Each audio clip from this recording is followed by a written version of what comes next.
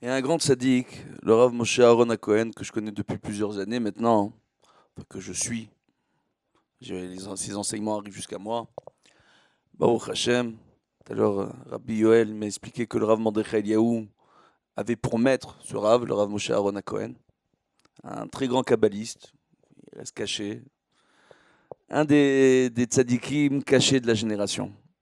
Rabbi Yoel, il le connaît aussi très bien, mieux que moi. Et il a écrit un livre, enfin, il y a un livre qui a été écrit en s'inspirant des différents échanges qu'il a eu à l'écrire avec les gens, parce qu'il correspond beaucoup avec différentes personnes. Et il rapporte quelque chose d'extraordinaire. Il est rapporté dans le Zohar, Sefer Shmot, Daf Kuf Yud Gimel, pagination d'origine dans le Zohar. D'accord, je tiens à préciser, parce qu'en fonction des maisons d'édition, on précise toujours la pagination d'origine. D'accord. Il est rapporté là-bas que se lèvera dans le nord extrême un roi qui va simplement se déclarer être un dieu, comme Pharaon à son époque. Pharaon, lui, il disait qu'il n'avait pas besoin de faire ses besoins, et que c'était un dieu, ou un demi-dieu. Aujourd'hui, il y a un monsieur en Corée du Nord qui a exactement les mêmes propos. Les mêmes propos. Il est rapporté dans le Zohar que ce roi-là, qui est dans l'extrême nord, il va s'attaquer à un pays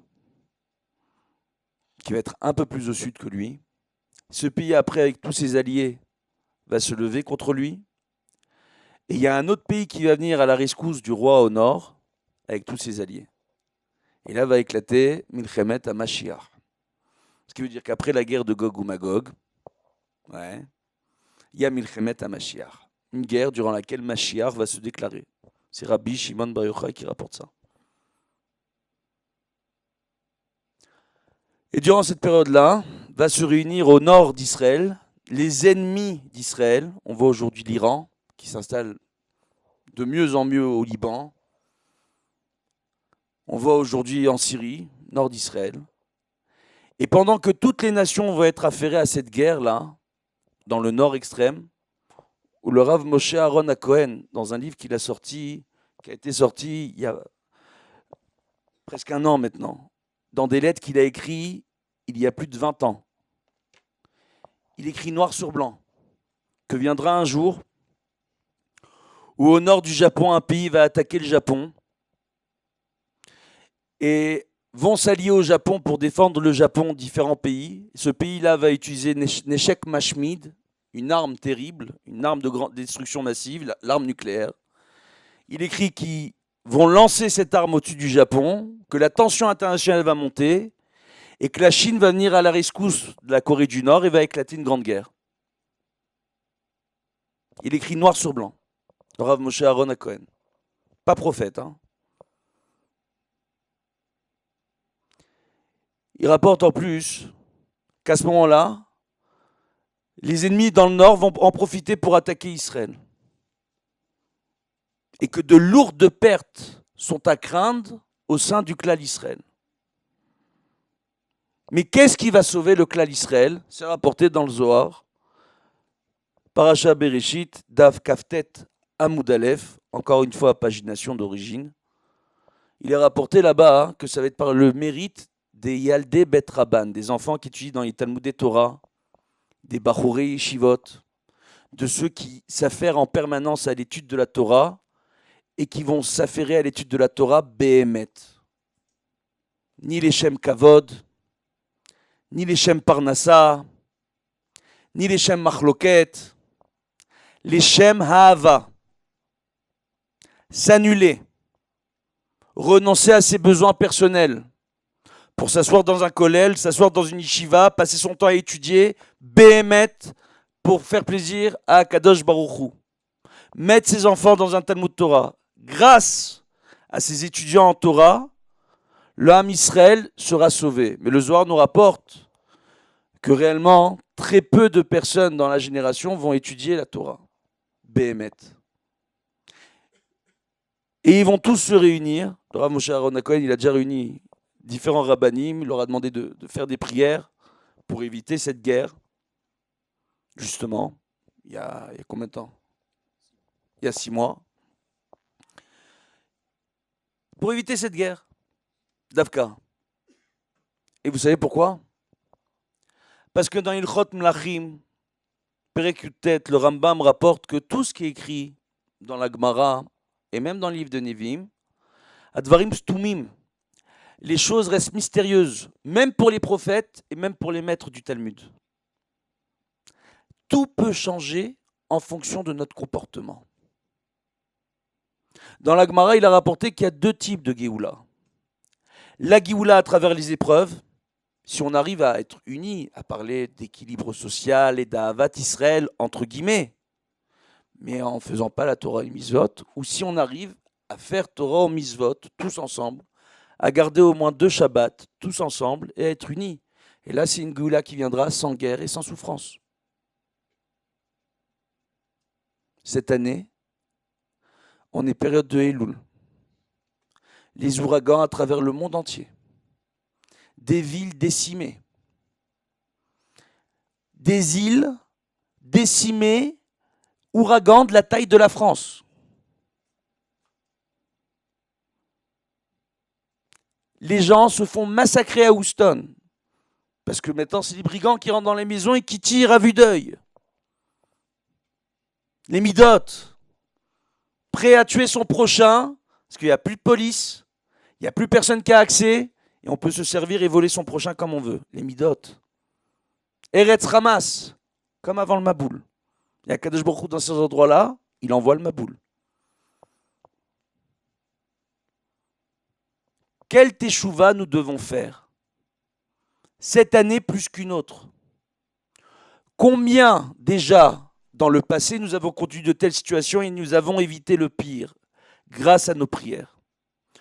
Que BMH, je demande à chacun maintenant, réellement, très sérieusement, cette année, de prendre sur soi une mitzvah en plus. Un point en plus. Chacun par rapport à son niveau, chacun par rapport à ses envies et par rapport à ses capacités, mais de prendre une mitzvah difficile pour soi et de s'y tenir dans la teshuva qu'on doit faire durant la période des slichot. Au moins une mitzvah. Et d'encourager une personne autour de nous, au moins une personne autour de nous, à prendre une mitzvah importante. C'est très important. Et vous savez quoi? Des fois, des mitzvot, elles peuvent paraître complètement absurdes. Comment on fait faire teshuva à un fumeur qui a du mal à faire Shabbat? Il fume 3 paquets de cigarettes. 5 paquets de cigarettes. J'en ai connu un, il fumait 5 paquets de cigarettes par jour. Aujourd'hui, il fait Shabbat, il fume plus de cigarettes. 5 paquets. Il se lève le matin, c'est une cigarette l'une après l'autre. Il prend le mégot qui vient de terminer, il allume la suivante. Comment on fait? On lui dit, tu sais quoi, chaque Shabbat, enlève 2 cigarettes. Ce Shabbat, enlève 2 cigarettes. Le Shabbat d'après, t'enlèves 2 cigarettes. C'est déjà un début. Chacun à son niveau. D'encourager les gens autour de nous, de faire Shabbat, de manger cachère, de faire attention, de ne pas tomber dans les pièges de critiquer les Herchéri, mais de critiquer les Rabbanim, mais de critiquer à droite à gauche. Le Yetzer Hara, il nous tourne tous en bourrique. Il fait en sorte parfois que des débats entre Rabbanim éclatent en public pour nous détourner tous de la Torah. Alors qu'en réalité, il ne faut pas se concentrer sur les autres et leur avodat Hashem. Il faut se concentrer sur soi et sa avodat Hashem. Vous savez que lorsqu'on sourit, on crée de la dopamine, l'hormone du bonheur. Même si on n'est pas de bonne humeur, le simple fait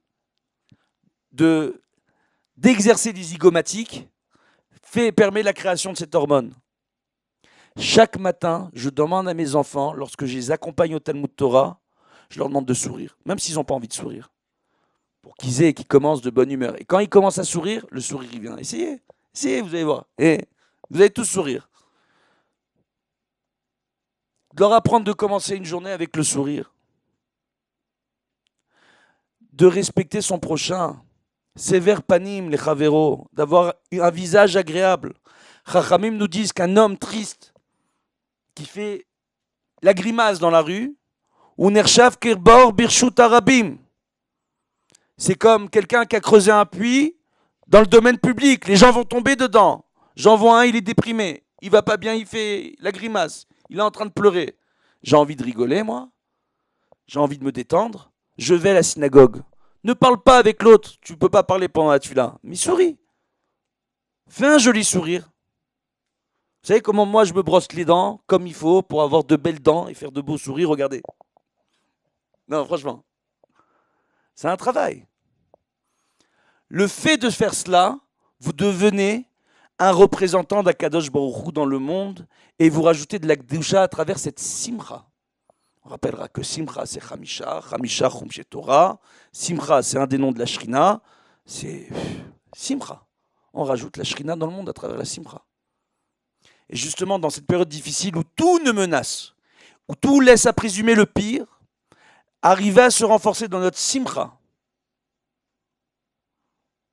On est les seuls, lorsqu'on est en période de repentir, quand on demande pardon à Dieu, oui, on chante Ben Adam Alecha Nirdam. Oui ou non? Il y a des synagogues qui ramènent la darbouka. Ils vont où? Pourquoi? Parce qu'on sait que Kadosh Baruch Hu, il est disposé à nous faire laisser faire sa Torah et à nous renforcer. Je demande réellement à chacun de bien comprendre à quel point c'est important. Une mère à la maison qui grogne après son mari, une mère à la maison qui dit le vendredi c'est la pire journée de la semaine, vous réalisez pas comment je suis fatigué. Et le vendredi soir, au moment du kidouche, elle est fatiguée. Ah, qu'est-ce que c'est dur. Pourquoi vous avez traîné en route? Les enfants, ils apprennent quoi? Que le mariage c'est pas cool, que le Shabbat c'est pas cool et que de préparer le Shabbat c'est une galère. C'est quoi? C'est dur, madame? Tu te tais, tu souris, tu enseignes à tes enfants. L'important, c'est la mitzvah de préparer Shabbat. Quel mérite de pouvoir préparer les plats du Shabbat. Quel mérite pour le mari d'aller faire les courses pour Shabbat, d'aller faire les courses la semaine, d'aider sa femme, de débarrasser une assiette, de faire la vaisselle. Et je vous dis ça parce que je le fais. C'est un mérite. Une fois, 2 fois par semaine, après le net, les magasins, ils ouvrent à 7h du matin. 7h30, je suis au magasin, vous savez le kiff. Ils sont en train de recevoir la marchandise, il n'y a personne dans les rayons, je reçois la meilleure marchandise. Et je suis tout seul à la caisse. Et les courses sont faites, et personne ne manque de rien. Il n'y a pas quelqu'un qui va dire « Ah, l'eau minérale est terminée, parce que l'eau du robinet, elle est insupportable. » Personne ne peut avoir cette phrase à dire. C'est la responsabilité du père de rentrer la Torah et la Parnassa à la maison. La nourriture, l'argent, c'est la responsabilité du père. Et c'est la responsabilité de la femme de donner forme au foyer. Le mari, c'est la source de vie, c'est le Etsem. La femme, c'est la Tsura. On le voit. Lorsque l'on fait un enfant, le mari apporte le Etsem, la source de vie. Et l'enfant prend forme durant les 9 mois de gestation dans le ventre de la mère.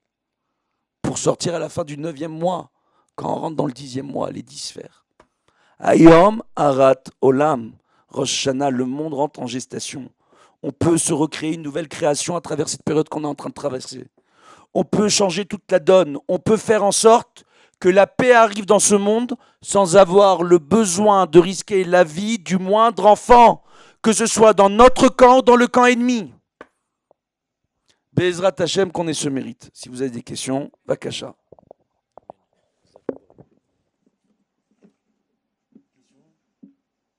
תודה רבה.